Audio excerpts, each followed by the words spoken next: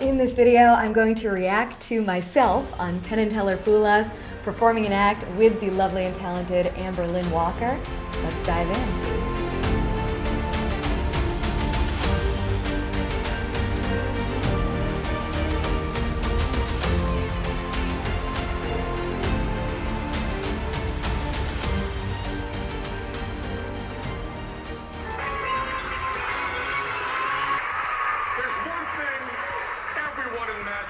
On, and that is that women are the future of magic.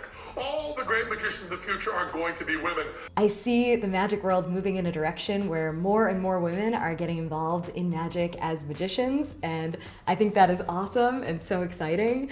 And the two you're going to see tonight are going to prove that they're better than all the men who've come before. What you're about to see is so amazing that people at home might think we're using some camera edits. All of the acts that we do here are done in front of a live audience. Our two performers are going to yell out, "Are we live?" I love, by the way, the "Are we live?" I think is such a fun concept to involve the audience in that way. And if everything you're seeing here in the studio is the same as is going on video, you yell out, "Yeah!" Let's try it once. Are we live? Are we live? And now, ladies and gentlemen, the future of magic, Jen and Amber! That's right, we are the future of magic. I'm incredibly grateful to Penn Teller and to their entire team because I have admired Penn Teller and their work ever since I was a kid, ever since I first started learning magic. So to have the chance to work with them on this was such a dream. This is my partner Jen, I'm Amber. Together, we're Jen and Amber. Well, why don't you start out by doing a rising card? Jen's gonna actually make that card rise all the way to the ceiling.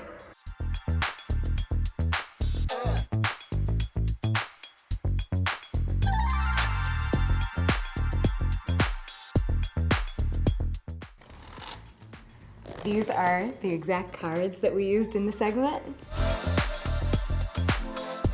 The dancing handkerchief is a classic.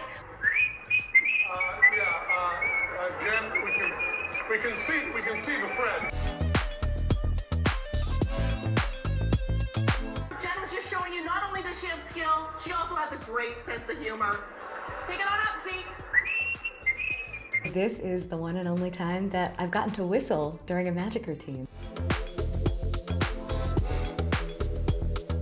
That is a really difficult move, and props to Amber on that. She did that so well. David Copperfield, how are you on him? Penn and Teller are such legends in magic, and throughout this routine we had a chance to incorporate all of these iconic magic moments from other magic legends as well, like David Copperfield, who is absolutely unbelievable, and his vanishing of the Statue of Liberty. But you know what? We're gonna actually make the Empire State Building disappear. That was one of my absolute favorite moments to perform in the routine. I remember rehearsing that moment again and again. How are you in the David Blaine thing?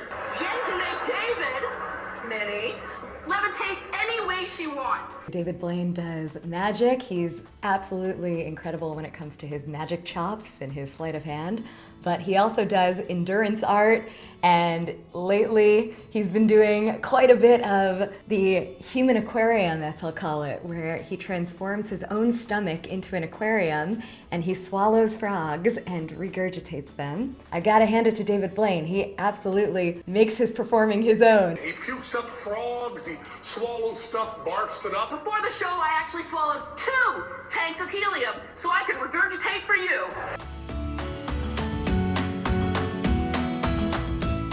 Go Amber. That is another moment that is not easy, and she killed it. She did an amazing job. Well, you know, I hate to bring this up, but Teller and I have done some pretty good magic. How are you with the Penn and Teller stuff? Are you better than us? Well, there's one big difference between Penn and Teller and Jen and Amber. That's right. First of all, I can talk. That's right. I remember really looking forward to saying that line. In the magic that I normally perform, I do quite a bit of speaking and interacting with the audience, so to do a routine where most of what I was doing was really visual and based on movements was a new creative challenge. It was something different from my usual style of performing. Jen, you can talk, and that difference. So Penn and Teller made that decision that Teller was going to be silent on stage, but in reality, Teller is so incredibly eloquent, and if you ever have any opportunity to hear Teller speak off stage, he is so well spoken, and their performing styles complement each other so perfectly, so beautifully. And the way that Teller, even though he doesn't say a word, he is so expressive and he's so great at communicating through his actions and through his movements, and he can make the slightest expression and it'll just communicate so much. You'll know what's going through his mind, what he's thinking, what he's feeling. He's an absolute master at that. Speaking of big differences, recently, Penn, didn't you just lose 100 pounds in 3 months eating only potatoes? Pretty much, yeah. You know what? I think that might be the most remarkable transformation I have ever seen.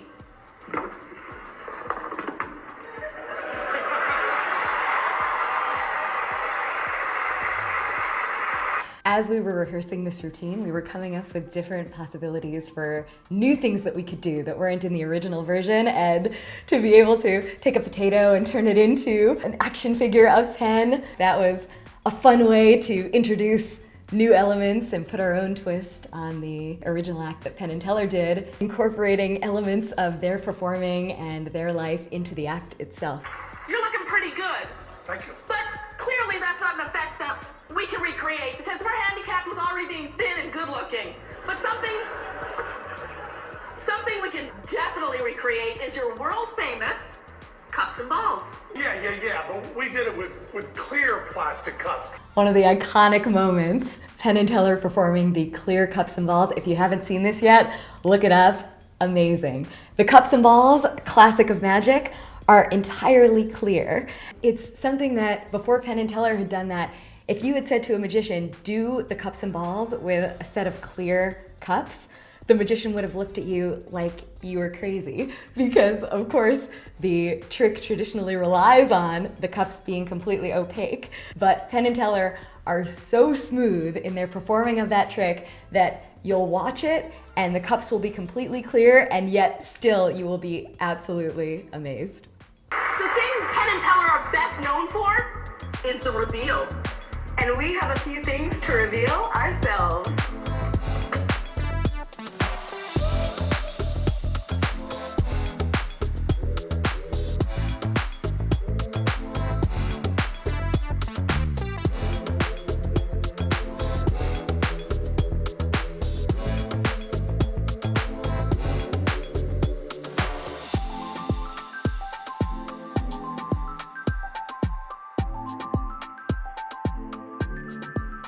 That was one of the most fun moments when we let our hair down and we were tossing the objects and the camera rotated 180 degrees to reveal that we had been upside down all along. I loved the reveal. And that's part of what's so clever about Penn and Teller's original idea to say, "Are we live?" And the audience goes, "Yeah!" It's seemingly to show that we're not using any tricky camera angles, that everything is in fact live, when in reality, of course, we're totally using the trickiest camera angle by flipping the camera 180 degrees and having us also upside down, attached with gravity boots to an entire rig.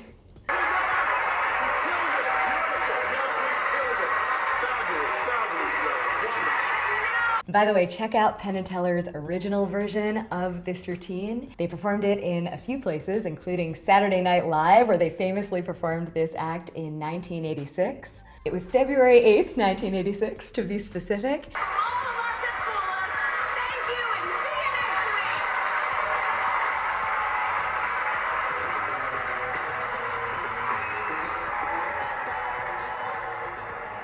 I've had the opportunity to be on Fool Us a few times now, and every single time it has been such a positive experience. Their team is absolutely phenomenal. I cannot say enough positive things about working with them. Even after we were done with the rehearsals and we no longer had a need for the gravity boots that we would wear that would attach us to the rig, I definitely wanted to keep them. So I'd love to show you the gravity boots right now. These are the gravity boots. Check them out. This one says JR for Jen right. This one JL for Jen left. You can see that they can be tightened with these straps, and that on the opposite side, each gravity boot has a hook. The hook is what would allow us to hook right onto the rig. That would be our attachment point.